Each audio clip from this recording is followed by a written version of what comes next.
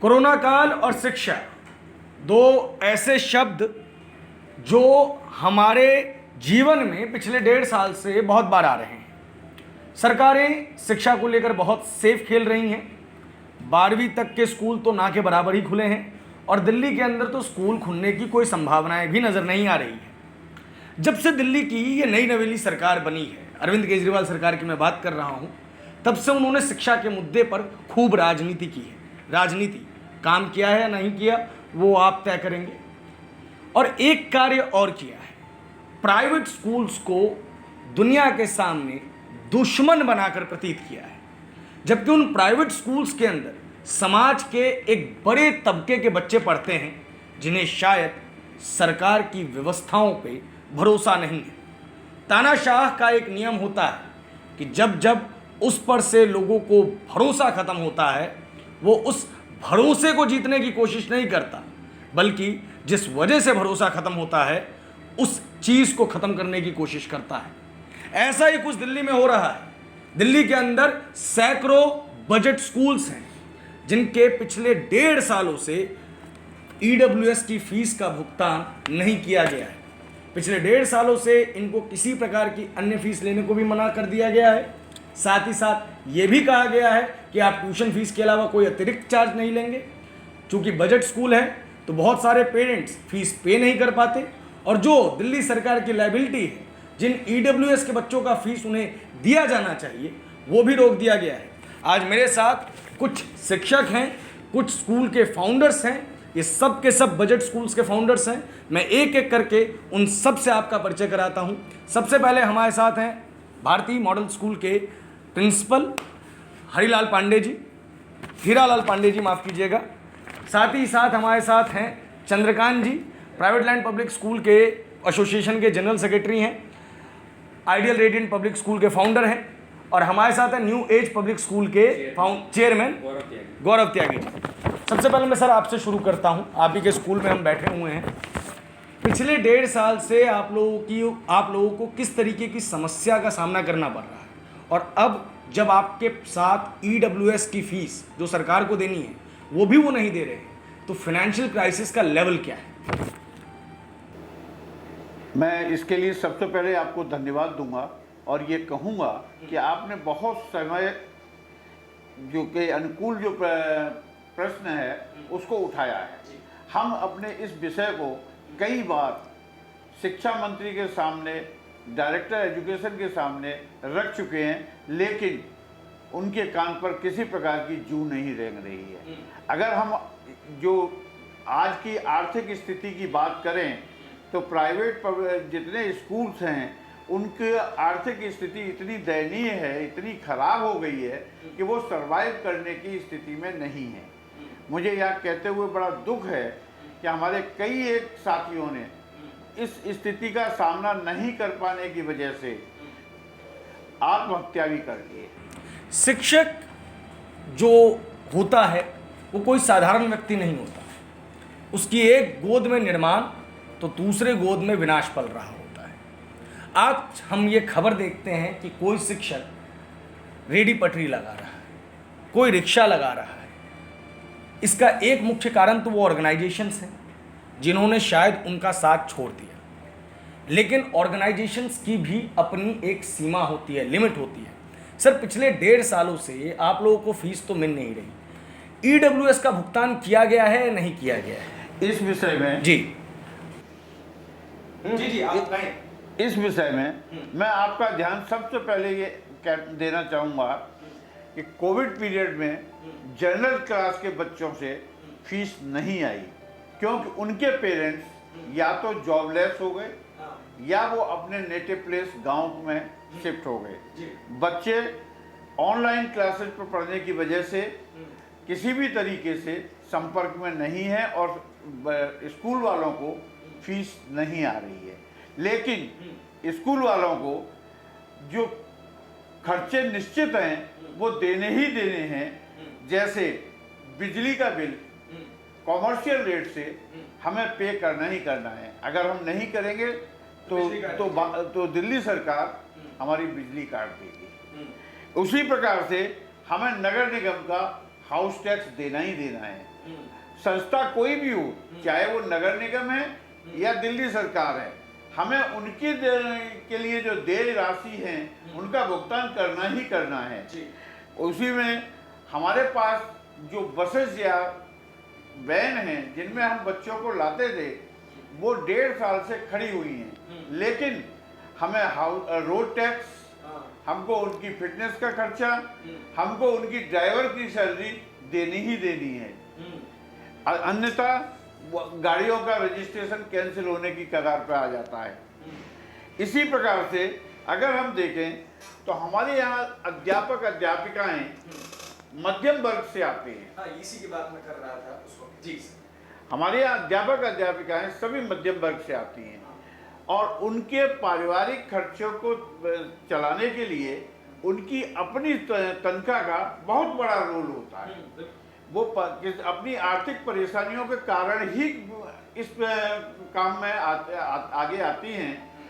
बहुत कम होती हैं जो स्वेच्छा से अपना समय पास करने के लिए आए, लेकिन अधिकांशतः 99% आवश्यकता की पूर्ति के लिए ही बाहर आकर के इस प्रकार के कार्यों में लगती है। चंद्रकांत जी, इसके ऊपर आपका क्या कहना है? देखिए, स्कूलों की समस्या पे बात चल रही है।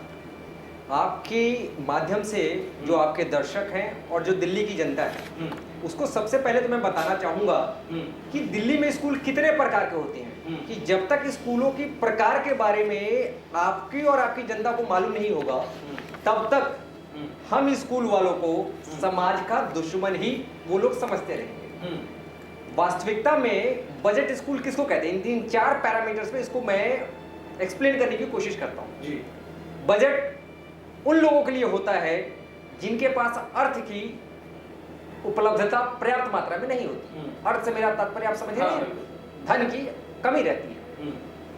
दिल्ली में जब भी हम प्राइवेट स्कूलों की बात करते हैं तो जनता क्या समझती है, डीपीएस, डीएवी, बाल भारती, स्प्रिंगडेल, वो स्कूल जिनकी फीस 5,000 से बड़े ज्यादा है, जिनको एलीट स्कूल कहा जाता है। लेकिन मैं आपके माध्यम से दिल्ली की प्रत्येक जनता को यह बताना चाहता हूं कि दिल्ली में 2800 प्राइवेट स्कूल्स हैं और इस 2800 में से केवल 500 ऐसे स्कूल हैं जिनकी फीस पर मंथ 5,000 से ज्यादा है जी। जो बाकी के 2200 स्कूल हैं, इन स्कूलों की फीस मात्र 500 रुपए से लेके 2,000 रुपए तक है। मैं फिर से दोहराता हूं, जी जी, दिल्ली में 2200 स्कूल ऐसे हैं जिनकी फीस मात्र 500 रुपए से लेके 2,000 तक है और इन 2200 स्कूलों में पढ़ने वाले बच्चों की संख्या 5 लाख से ज्यादा है। अच्छा। जब भी सामान्य जनता बात करती है तो पीएम की बात तो करेगी, वो राष्ट्रपति की बात तो करेगी, लेकिन वो कभी एमपी, विधायक और उस पार्टी के जो साधारण कार्यकर्ता है उसकी चर्चा नहीं करती है। आज भी हम दिल्ली के 85% बच्चों को जो प्राइवेट स्कूल में पढ़ने वाले, वो हमारे जैसे बजट स्कूलों में पढ़ रहे हैं जिनकी फीस 2,000 से कम है। क्या कोई जनता हमारे जैसे बजट स्कूलों की चर्चा करती है? नहीं करती। और हमारे जैसे बजट स्कूलों को मैं बताना चाहता हूं कि हम जनता का शोषण नहीं करते मित्र, जनता हमारी शोषण करती है। हम अपने क्वालिटी के बल पे हम अपने स्कूल को उस क्षेत्र में चला रहे हैं जहां या तो सरकारी स्कूल की कमी है या अगर गलती से सरकारी स्कूल है भी तो सामान्य जनता का अब तक विश्वास नहीं जीत पाए।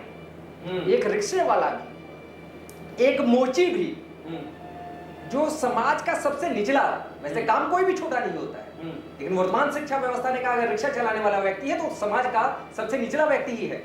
उस व्यक्ति की भी जब बेसिक नीड पूरी हो जाती है तो उसकी पहली अभिलाषा क्या होती है कि मैं अपने बच्चे को किसी पब्लिक स्कूल में पढ़ाऊंगा।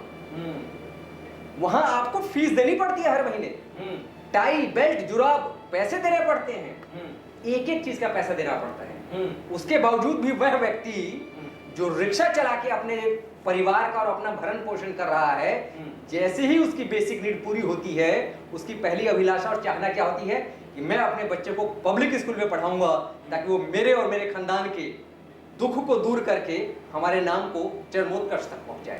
चंद्रकांत जी, मैं आपको यहीं पे रोकना चाहूँगा। अगला सवाल मैं आपसे लूँगा त्यागी जी, फीस तो आप लोगों को ईडब्ल्यूएस से जो भुगतान मिलना है वो नहीं मिली है, लेकिन क्या इसके लिए आप लोगों ने चर्चाएं की हैं सरकार के साथ, बैठकें की हैं, पत्र लिखे हैं, और उनका क्या जवाब है, क्यों नहीं मिल रही है आपको फीस? सर जैसा कि आपने अभी कुछ समय पहले एक शब्द यूज़ करा था तानाशाह, तो ये सरकार एक्चुअल में तानाशाह सरकार है, क्योंकि हमको प्राइवेट स्कूल्स को सरकार खुद रिकॉग्नाइज करती है अपने सभी पॉइंट्स देने के बाद कि आपको ये भी चीज़ें पूरी करनी है, ये भी पूरी करनी है, हम सब पूरी करके हमें रिकॉग्नाइज किया जाता है कि हाँ आप भी एक स्कूल हैं। जब सरकार हमें रिकॉग्नाइज करती है तो एक संरक्षण का काम सरकार को करना चाहिए कि अगर स्कूल को कोई समस्या है, कोई प्रॉब्लम है, गार्जियनशिप की तरह है कि भाई ठीक है हम आपकी समस्या दूर करने के लिए हैं।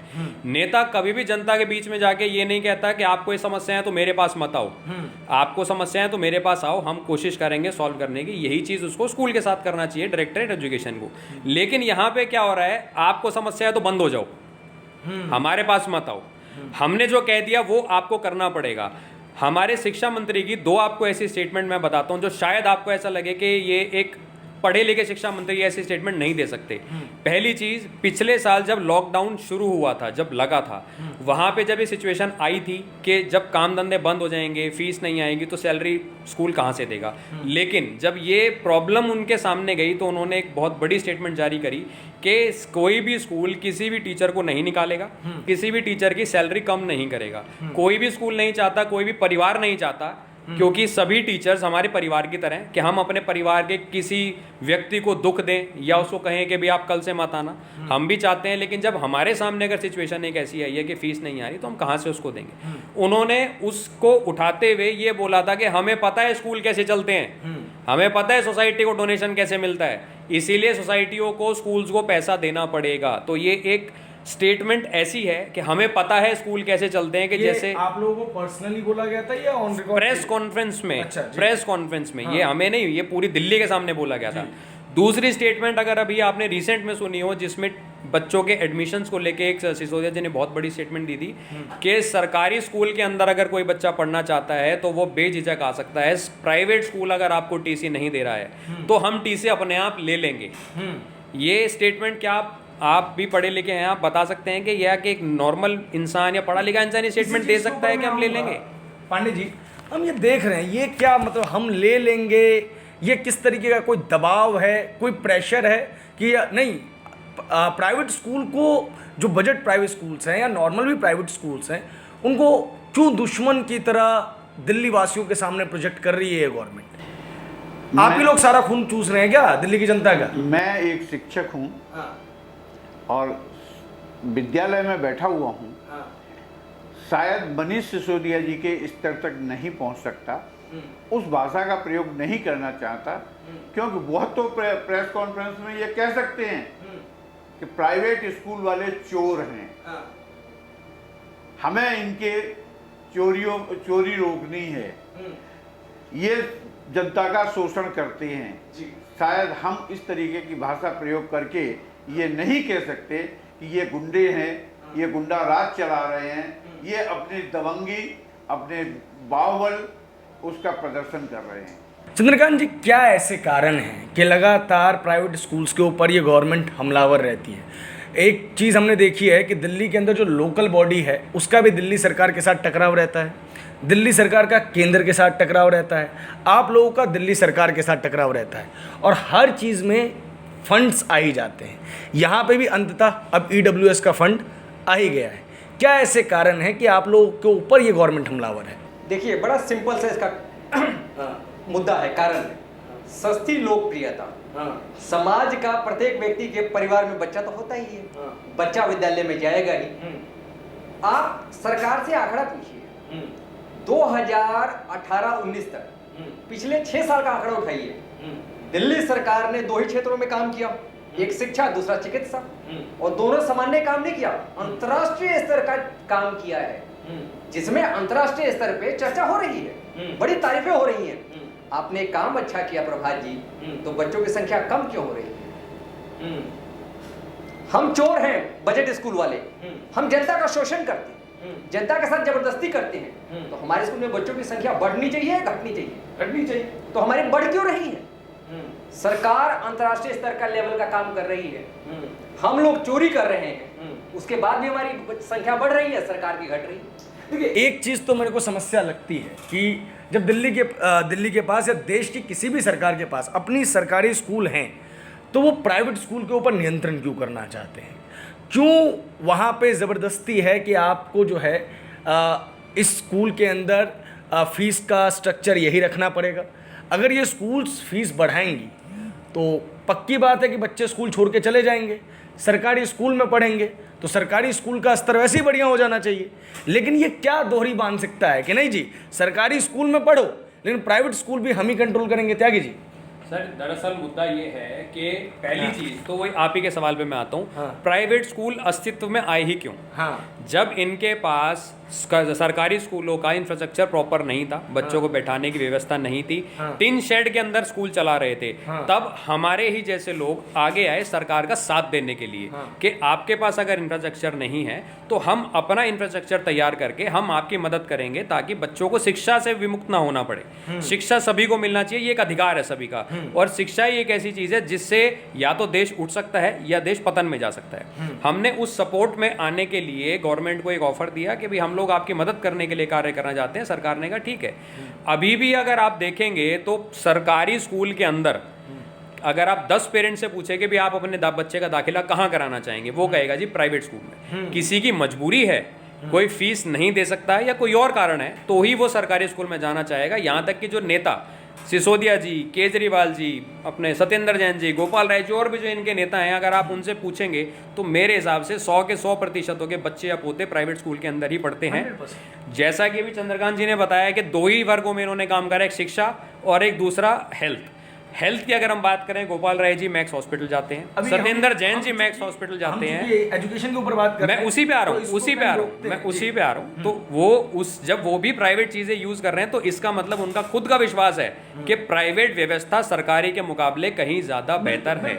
इस देश की सरकारें फेल हुई हैं, इस बात में कोई दो राय नहीं है। सरकार के पास जिम्मेदारियां की थी, शिक्षा देनी है, उसका प्राइवेटाइजेशन हो चुका है। बिजली देनी है, लोगों ने घरों पे इन्वर्टर लगा लिए हैं, जनरेटर लगा लिए हैं, प्राइवेटाइजेशन। सुरक्षा देनी है, गार्ड्स लगा लिए हैं, प्राइवेटाइजेशन। पानी देना था, लोगों के घरों में साफ पानी देना था, आरओज हो गए। चिकित्सा देनी थी, प्राइवेट हॉस्पिटल्स का एक पूरा मायाजाल बैठा हुआ है। लेकिन फिलहाल हम मुख्य मुद्दे पे आते हैं। आप लोगों को ईडब्ल्यूएस की फीस कम मिलेगी, इसके बारे में कोई बात हुई है? जी देखिए, एजुकेशन एक्ट 1973 में इस बात की व्यवस्था की गई है कि बच्चे को प्रत्येक महीने अपनी फीस देनी है। शिक्षा का अधिकार कानून भारत सरकार लाई और हम उस सरकार का तहे दिल से शुक्रिया करना चाहते हैं। लेकिन जब शिक्षा का अधिकार बना तो उन्होंने इस कानून की में क्या व्यवस्था की कि देश का 25% गरीब बच्चा पूरे भारत में जितने भी पब्लिक विद्यालय हैं उनमें मुफ्त में शिक्षा प्राप्त करेगी। और उसके पैसे कौन देगी? सरकार। भारत सरकार और राज्य सरकारें मिलकर उसका खर्चा उठाएगी। 65% केंद्र सरकार देती है, 35% राज्य सरकार उस खर्च का वहन करती है। जब यह शिक्षा का अधिकार बना तभी भारत सरकार ने इस बात को माना कि देखिए, प्राइवेट स्कूलों में हर व्यक्ति अपने बच्चे को पढ़ाना चाहता है, तो उनके इस अच्छी क्वालिटी वाले काम का लाभ समाज के गरीब व्यक्ति तक पहुंचे, इसलिए उस बात की व्यवस्था की। चंद्रकांत जी, क्या 65% केंद्र सरकार जो ईडब्ल्यूएस की फीस देती है वो आप लोगों तक पहुंच गई है? नहीं, देखिए वो पांडे जी एक सेकंड, वो पैसा भी केंद्र सरकार डायरेक्ट स्कूल को नहीं देती है। अच्छा। वो केंद्र सरकार राज्य सरकार को भेजती है। अच्छा। राज्य सरकार की जिम्मेवारी रहती है कि हर स्कूल तक पहुंचाए। दुर्भाग्य देखिए, पिछला सेशन मार्च में खत्म हो गया। इस एक्ट में रिम्बर्समेंट का प्रोसेस है। रिम्बर्समेंट कहते हैं कि नहीं, पूरा सेशन कंप्लीट होगा तभी हम रिम्बर्समेंट को समझेंगे। 1 महीना समाप्त हो गया, उसके बाद भी तो हमारा क्लेम बनता ही है ना। 12 महीने वो बीत गए, उसके बाद अप्रैल, मई, जून, जुलाई की भी आज 20-21 तारीख हो गई है। लगभग 4 महीने ये बीत गए। 12 और 4 16-17 महीने बीत चुके हैं और अब तक क्लेम तो बहुत दूर की बात है, क्लेम का जो प्रोसीजर है वो अभी कंप्लीट नहीं हो पा रहा है। और जिस दिन सरकार इस क्लेम के प्रोसीजर को कंप्लीट करेगी उसके बावजूद कम से कम 3 महीना लगता है वो पैसा हमारे अकाउंट में आने में। सोचिए, जनरल कैटेगरी के बच्चे लगभग समाप्त हो गए हैं। जो बच्चे हैं अगर किसी स्कूल में 5%, 10%, 15%, उसमें से 5%, 10% की फीस आ रही है। पिछले 18-19 महीनों से ये बजट स्कूल के संचालकों पे और उससे जुड़े भाई बहनों से जो शिक्षा के इस पावन काम में लगे हुए हैं, उनका परिवार कैसे चल रहा होगा। हमारे कई मित्रों ने इस दबाव में आकर अपने इस शरीर का त्याग कर दिया है, क्योंकि उनको बहुत पीड़ा होती है कि जो व्यक्ति जो 15 साल 20 साल से हमेशा जुड़कर इस शिक्षा के पावन काम में लगा हुआ है, उसका मैं भरण पोषण नहीं कर पा रहा हूं। ऐसी सरकार को डूब मरना चाहिए, और जो कहती है कि हम केवल और केवल शिक्षा पे ज्यादा काम कर रहे हैं और अपने बजट का बहुत बड़ा हिस्सा इस शिक्षा के नाम पे बर्बाद कर रही है। पांडे जी, क्या इससे पहले भी ईडब्ल्यूएस को लेके, फंड्स को लेके, या दिल्ली सरकार के साथ आप लोगों की खींचतान 18 महीने पहले हुई है कभी? इससे पहले अगर हम देखें तो दिल्ली सरकार से मतलब केजरीवाल सरकार के आने से पहले केजरीवाल सरकार के आने से पहले हम लोगों को ज़्यादातर पैसा अप्रैल या मई के फर्स्ट वीक में मिल जाता था। शीला दीक्षित गवर्नमेंट। बिल्कुल बिल्कुल। इस सरकार के आने के बाद डिले होना शुरू हुआ। एक साल अगस्त में आया, उसके बाद सितंबर में आया, उसके बाद तीसरी मैं आपको पूरा जनवरी में आया, एक बार जनवरी में आया, एक बार अभी तक आया नहीं। और अब आया ही नहीं। दरअसल 2019 से पहले भी होता क्या है कि एक प्रोसेस होता है कि दिसंबर या जनवरी के अंदर इनका एक फॉर्म खुलता है जिसमें स्कूल वालों को डिटेल्स फिल करनी होती है सभी बच्चों की, उनके खर्चों की। वो फॉर्म सबमिट होता है। सबमिट होने के बाद जो हर एक जोन के, जैसे दिल्ली जोन के अंदर विभाजित है, हर एक जोन के अंदर एक जोनल ऑफिसर है, वो उसको वेरीफाई करके आगे भेजता है, फाइल आगे जाती है। फिर वहां से एक बजट एलोकेट होता है। वो बजट एलोकेट होने के बाद वो बजट वापस जोन में पहुंचता है। जोन में बजट आने के बाद फाइलों के हिसाब से उस बजट को स्कूल के अंदर एलोकेट किया जाता है। कभी होता है कि जोन की तरफ से फाइल डिले हो गई तो बजट जो बचा हुआ था वापस चला गया, फिर दोबारा फाइल लगती है, दोबारा बजट मंगवाया जाता है, दोबारा से बजट आता है। 2019 से पहले क्या है, जब से ये व्यवस्था शुरू हुई है, क्योंकि शुरुआत के अंदर आप भी मानते हैं कि जब भी कोई पॉलिसी लागू की जाती है तो उसके ऊपर खर्चा उतना नहीं करना पड़ता, लेकिन जैसे जैसे उस पॉलिसी के बारे में लोगों को पता चलता जाता है वैसे वैसे खर्चा बढ़ता जाता है। तो जैसे जैसे खर्चा बढ़ने लगा, केजरीवाल सरकार के आने के बाद, जैसे कि आपको पता है कि इसको बहुत वाइड स्केल पे प्रमोट किया गया था।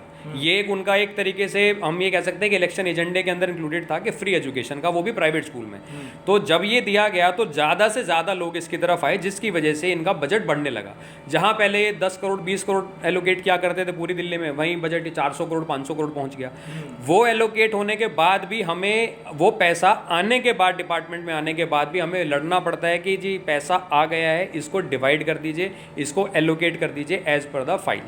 2019 जब से ये कोविड आया है, कोविड में जैसे अगर आपको पता होगा कि जब बजट सेशन शुरू होता है पिछले 2-3 साल से, सबसे ज़्यादा बजट इनका दो ही चीज़ों में, एक एजुकेशन एक हेल्थ में एलोकेट करते हैं। मार्च में 22 मार्च जब मेरा ख्याल है कि लॉकडाउन शुरू हुआ था, 22 मार्च से पहले आप ये कह लीजिए कि 2019 बजट सेशन ऑलमोस्ट कंप्लीटेड था। तो जो भी फंड उसके अंदर एलोकेट किया जाना चाहिए था वो टाइमली हो जाना चाहिए, क्योंकि वो बजट उनके पास है। अगले उसमें कोविड आया है, आगे की क्या सिचुएशंस हैं वो अगले साल के ऊपर की बात है, लेकिन इन्होंने वो बजट जो शिक्षा के लिए इन्होंने रखा हुआ था वो बजट एलोकेट ना करके उनको अपने अलग राहत कार्यों में या किसी और चीज़ों में यूटिलाइज कर लिया। क्योंकि ये चीज़ हमें बताई गई थी कि जब हम रीइंबर्समेंट के लिए गए कि जी हमारे अभी तक पैसा नहीं आया, तो ये कहते जी फंड नहीं है। जो फंड मार्च तक फरवरी 2018-19 वाले 19-20 वाले सेशन में पूरे साल में आपके पास आ जाना चाहिए था, वो आ चुका होगा, प्लानिंग उसी हिसाब से होती है। अब वो बजट कहाँ गया? जी देखिए, ये अपने आप में बहुत बड़ा सवाल है कि क्या प्राइवेट स्कूल्स को ख़त्म इस तरीके से किया जाएगा कि वो चल ही ना पाए, तो लोगों की मजबूरी बन जाए कि उनको सरकारी स्कूल में जाना ही है, या सरकारी स्कूल की व्यवस्थाओं को बेहतर बनाया जाएगा ताकि बच्चे अपने आप ही जो हैं वो प्राइवेट स्कूल को छोड़ें और सरकारी स्कूल में जाएं। सर, आप कुछ कहना चाहते हैं? यहाँ प्रवास जी, मैं आपका ध्यान आकर्षित करना चाहता हूँ। आपने भी अपने कक्षा में जब पढ़ रहे होंगे तो हमें लोगों को बताया जाता है कि एक कोई रेखा है, हमें उससे रेखा को छोटा करना है बगैर किसी तरीके का इरेजर यूज किए हुए। उसके लिए हम उसके साइड में बड़ी रेखा खींचने की प्रयास करते हैं, लेकिन नहीं, यहाँ हमारी सरकार बड़ी रेखा खींचने में असमर्थ है। वो किसी तरीके से उसी रेखा को मिटाने की कोशिश कर रही है जिससे कि उसकी अपनी रेखा जो है वो बड़ी दिखाई दे। Sir, closing comment of yours. देखिए, एक ही बात हम कहना चाहेंगे इसमें, शिक्षा वह माध्यम है जिस माध्यम से संसार की सारी समस्याओं को निराकरण किया जा सकता है। जी।